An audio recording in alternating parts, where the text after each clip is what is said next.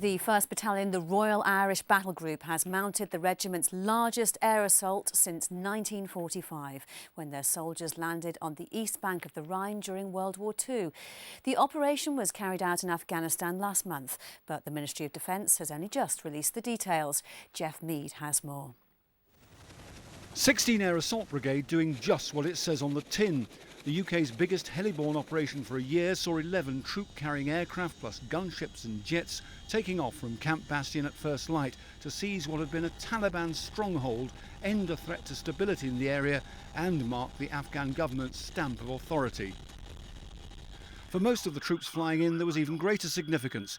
1st Battalion Royal Irish hadn't inserted by air in such strength since their regimental forebears crossed the Rhine in 1945. Close flying called for skilled airmanship from the RAF crews.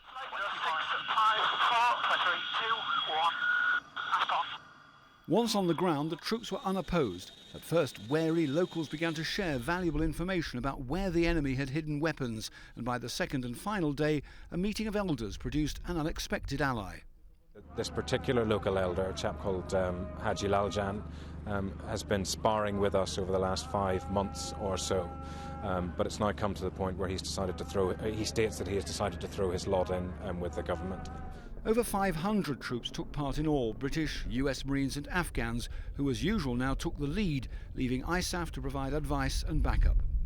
At no time did the ANA have to call upon the ISAF elements for help, to get them out of trouble. They dealt with everything themselves. This just proves that it's one step closer to the ANA being able to stand up on their own. Government forces arrested 3 suspected insurgents and claimed to have seized 14 significant stashes of weapons, ammunition and bomb-making material. There were no casualties, nor any attempted counterattack. Certainly that number of helicopters taking off here just at dawn would have been an impressive display of firepower. What's more questionable is whether the results justify all that effort. Were the Taliban truly cowed by the might of arms arrayed against them, or did they simply prefer to wait and fight another day?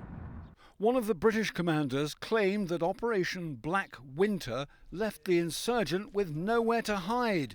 Confident words that may be tested this summer. Jeff Mead, Forces News, Camp Bastion.